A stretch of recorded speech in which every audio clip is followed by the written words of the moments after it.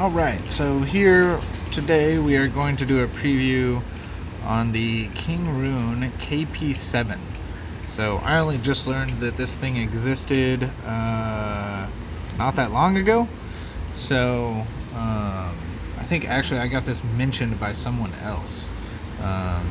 KingRoon, as much as I'm in contact with them, I'm not anally up their butt about things or asking them what news coming out and whatnot. So they just release what comes out when they're ready, and looks like this one's ready. So I'm kind of excited about this. This looks like a Core XY setup, maybe a Cartesian setup. I'm not sure how they're doing this one. Let's run through it, because honestly I'll be looking through this at the same exact time you are. But overall, preview on the website, the frame looks okay. It looks like they have some angles here. They got a touchscreen right there, power off and on in the front. That's kind of cool. The only thing I'm kind of like, ah, dang, it's a Bowden tube setup, so it'll be similar to like the retraction on a Ender 3 or whatever, but they do at least have a filament run-out sensor, so kind of cool. It does look like it'll need to be leveled by hand, which is okay. You know, for the price, it's still pretty affordable. You know, $260. And it's going to be bigger than the KP3S Pro, not by too much, you know. So the build area is 250 by 220 by 210. So the KPS 3 Pro is 200 by 200. So this is a little bit taller, you know. You're getting 2 more inches and another inch. And then what else? You got the 2225s. I believe this is a newer stepper motor than what's in the rest of this stuff. MakerBot XY structure, belt of XY is independent, high precision, stable movements. So this isn't a Core XY, then that's, I think I'm not actually sure.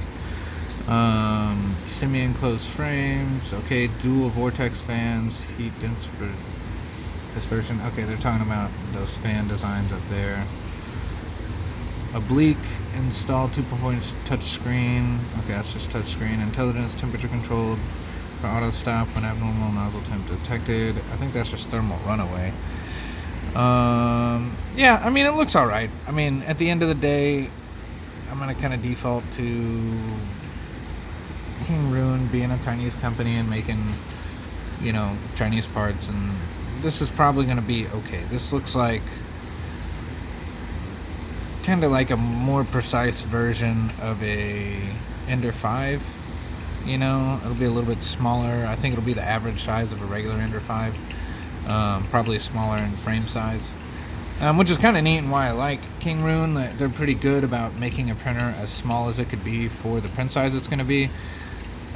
Interesting that it doesn't look like it's going to have any type of front plate. They probably should have at least had an optional acrylic front plate or something like that. That would have been great. Yeah, I'd probably try one of these out. They don't mention like speed or anything else on here. Well, print speed 150, you know, and that's fairly quick. It's not bad. So, you know, for the price at $260, is this worth it? I think so. So if you did this versus the KP3S Pro, this would get you another 2 to 3 inches in build plate size and be semi-enclosed, but your downside would be is you're not direct drive. So interesting. But I am thinking about purchasing a couple of these so I can get some in stock. It looks like they're on pre-order right now, or you can get a Russia one without extruder. I don't know what this stuff means. In stock early of November. So yeah, so we're still a month or two out, US pre-order, so we'll see. But I'm excited to see this. So this is the KP7 Preview, because I don't have one yet to get in hand, but I do want one. I want to see how good it is, what makes it so great, and all that. But you know, I do love me a cube printer. I mean, these things will fit real nice in cube settings, so you could potentially stack them up right on top of each other, and that would be great. But anyways, that was just a quickie video on this, and I will do an update video on it when I get one in hand.